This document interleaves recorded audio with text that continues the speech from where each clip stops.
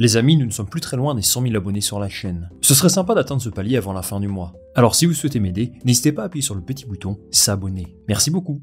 Je ne sais pas si vous avez remarqué, mais 2024 est bien parti pour ressembler à 2023. Après tout, Max Verstappen et Red Bull sont solidement en tête du classement, Ferrari et McLaren sont en embuscade, mais ce n'est pas suffisant. Tandis que Mercedes et Aston Martin se retrouvent un petit peu plus loin derrière.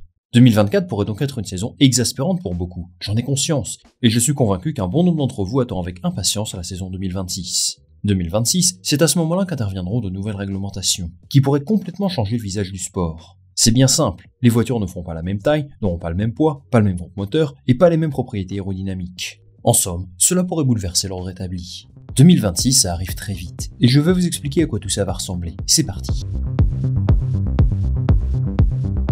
En premier lieu, pourquoi la F1 souhaite introduire de nouvelles réglementations cette saison-là? La question se pose, parce que mine de rien, ça ne fait pas si longtemps que ça que nous sommes dans cette ère actuelle, un peu plus de 2 ans. Donc pourquoi procéder à un changement dès 2026? Tout d'abord, il faut comprendre que la F1 souhaite faire évoluer ses réglementations pour des questions écologiques, technologiques et bien entendu sportives. Je vais commencer par parler de l'aspect écologique, parce que c'est ce qui ressort en premier lorsque la F1 explique l'origine des nouvelles réglementations.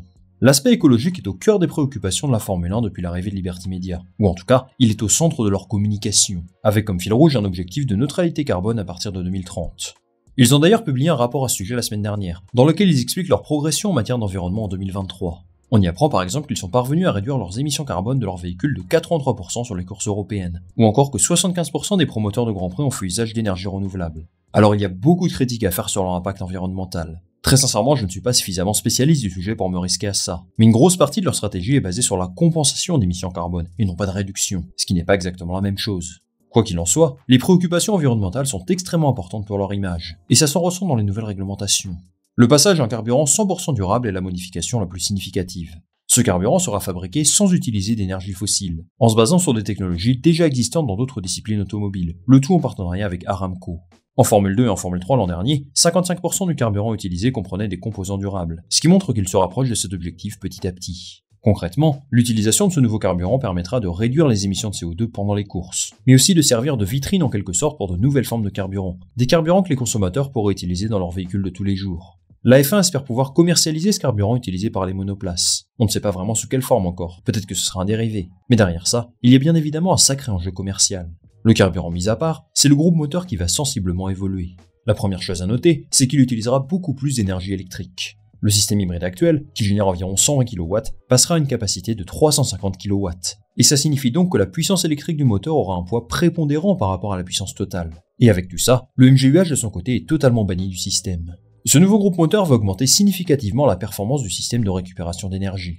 Pour faire simple, ces moteurs nouvelle génération réussissent à stocker l'énergie perdue à certains moments de la course, au freinage par exemple, pour la réutiliser plus tard.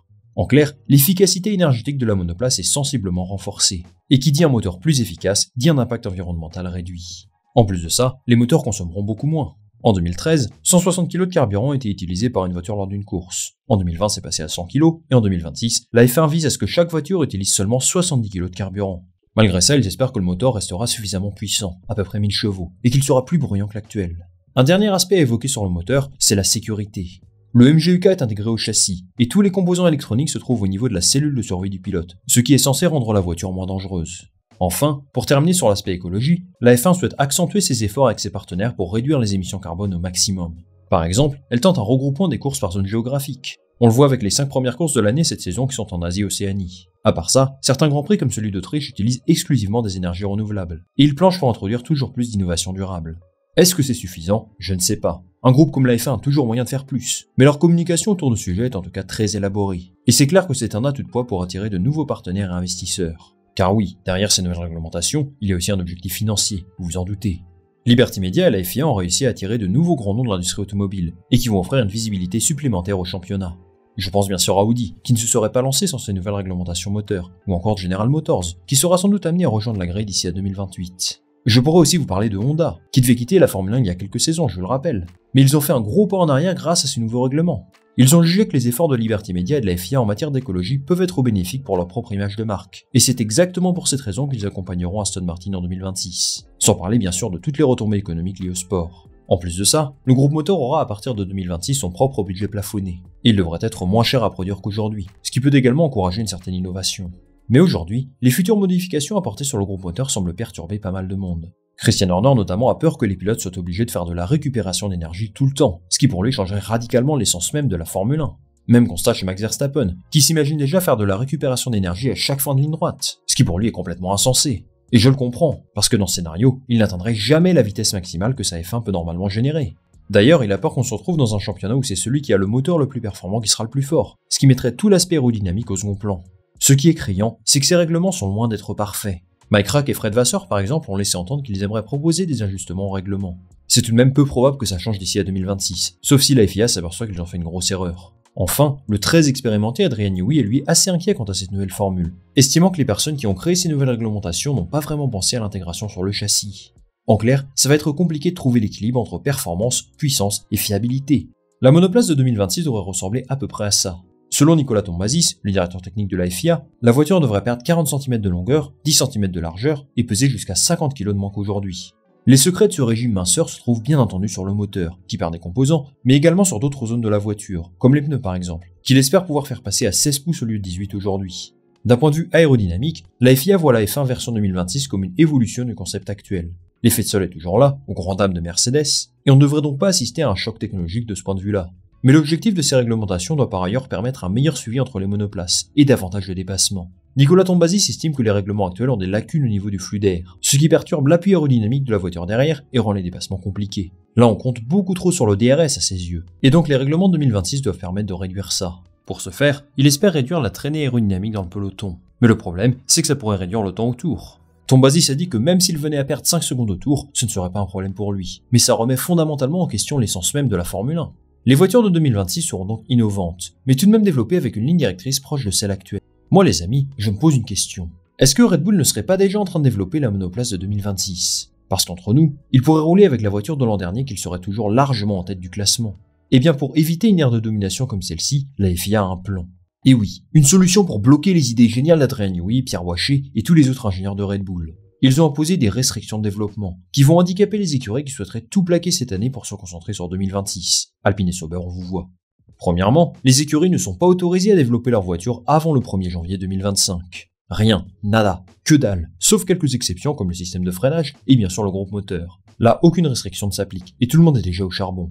Deuxièmement, le développement en soufflerie et les simulations CFD sont très surveillés. Du 1er décembre 2023 au 1er janvier 2025, les travaux en soufflerie ne pourront se faire qu'avec un modèle conforme aux réglementations techniques de cette période. Et c'est exactement pareil pour les simulations CFD. Passé ces dates, là oui, tout le monde est autorisé à bosser sur la monoplace de 2026. La FIA souhaite empêcher les équipes de développer leur voiture de manière trop précoce. En 2024, une écurie ne peut pas dépenser son argent alloué à la saison actuelle pour développer la voiture de 2026. Et ça va vers un objectif d'égalité des chances, encore une fois. Même si au final, la différence structurelle entre deux écuries comme Ferrari et Williams est tellement importante que ça ne résoudra pas tous les problèmes. Pour terminer cette vidéo, j'aimerais avoir un mot rapide sur les pilotes et les écuries. Nous sommes quasiment certains de voir Fernando Alonso, Max Verstappen, Lewis Hamilton, Charles Leclerc ou encore Lando Norris et Oscar Piastri sur la grille. C'est bien parti pour Alex Albon, Carlos Sainz, George Russell, Yuki Tsunoda, sans doute Esteban Ocon et Pierre Gasly aussi, puis bon, Lance Stroll, pas besoin d'en parler. Pour le reste, il y a plus de doutes, et beaucoup imaginent déjà Oliver Mann et Kimi Antonelli sur la grille à ce moment-là. En ce qui concerne les écuries, pas de changement si ce n'est Sauber qui deviendra Audi. Ça reste à voir si les Racing Bulls garderont cette identité aussi. Et si un sponsor offre plus d'argent, je pense que ça pourrait les amener à changer de nom. Andretti fait tout son possible pour rejoindre la grille à ce moment-là, mais ils sont bloqués par Stefano Domenicali et les autres équipes pour l'instant. Donc pour eux, l'objectif est désormais 2028. C'est terminé pour cette vidéo les amis, merci beaucoup de l'avoir regardé. Donnez-moi votre avis en commentaire sur cette future saison 2026. Est-ce que vous êtes plutôt impatient, enthousiaste, ou plus pessimiste peut-être? Moi je lirai tous vos commentaires très attentivement. Avant de se quitter, pensez à liker cette vidéo et à vous abonner pour me donner un maximum de soutien et de visibilité. Et nous on va se retrouver très rapidement pour une nouvelle vidéo. Salut, à la prochaine.